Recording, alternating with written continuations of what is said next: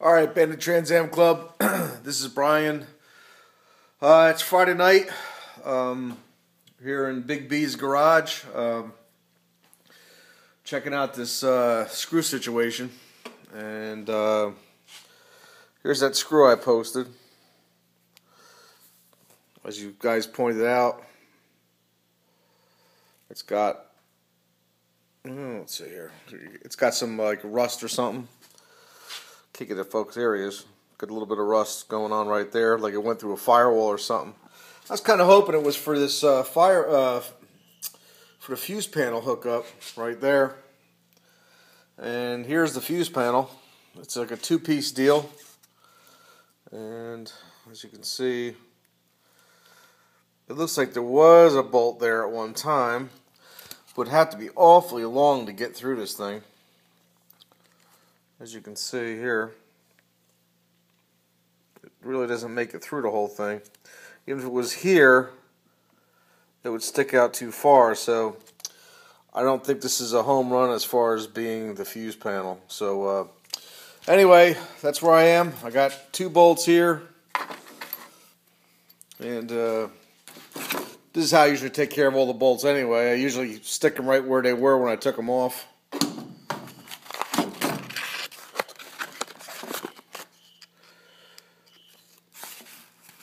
Brake pedal bolts. Let's see what the hell's in here. Alright, this is the e-brake. These are e-brake bolts. Here's what's left of the switch. Loving it. Yeah. So I need a new e-brake switch for the light. And yeah, this is all for emergency brakes, so put them all back in there. Well, I'll get that in a bit. But that's where we're at. Just trying to get the wiring harness situation straightened out. And hopefully this weekend I'm going to prepare the top portion of the firewall for paint and put the wiper switch stuff back in. This way what I'm going to do is finish up on this here too. Got a little bit of body work there to do on top of the dashboard.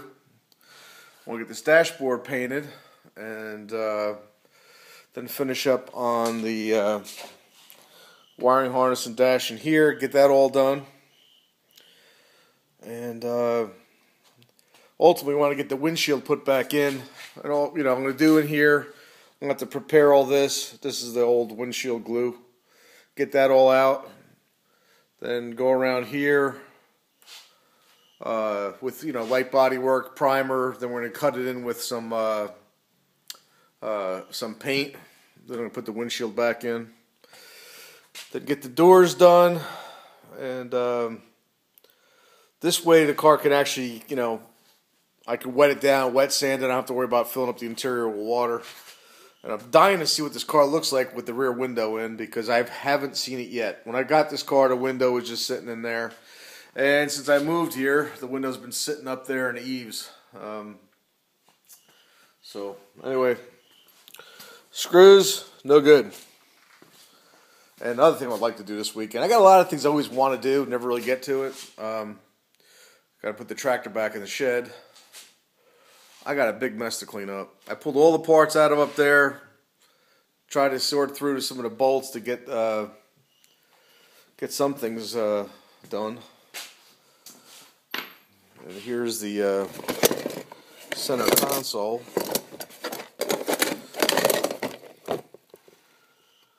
Interior lights. Well, all this stuff's got to get painted and cleaned, or cleaned and painted.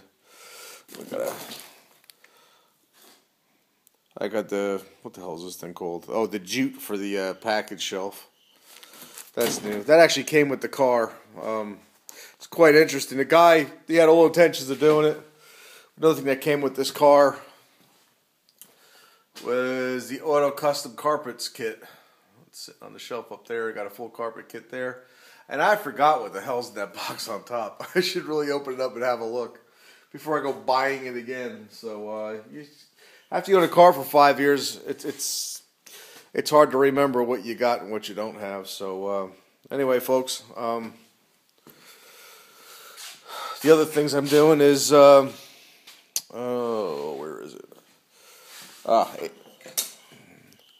AC lines. This thing was really bad and hammered up looking, and I polished her all up nice and clean. It's an aluminum piece. Just got to do some final prep work, and I might just clear coat it so it doesn't get all nasty again. You can see I got to finish up in here a little bit. You can see.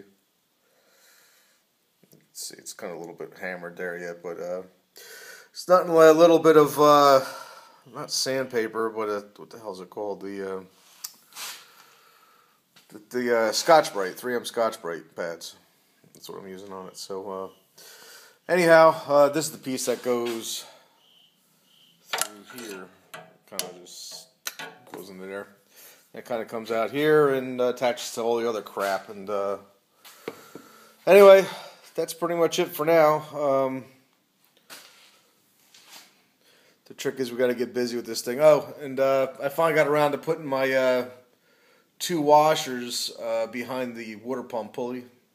So now it's perfectly lined up between the alternator, water pump, and the crankshaft pulley. So we're all good to go there.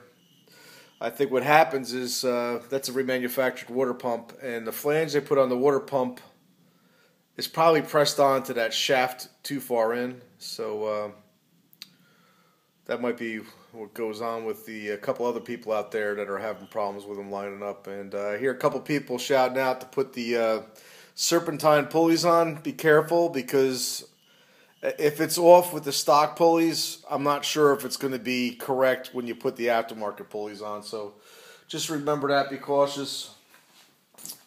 And once again, this is Brian Syme. So let's call this Syme Time Garage. That sounds pretty cool.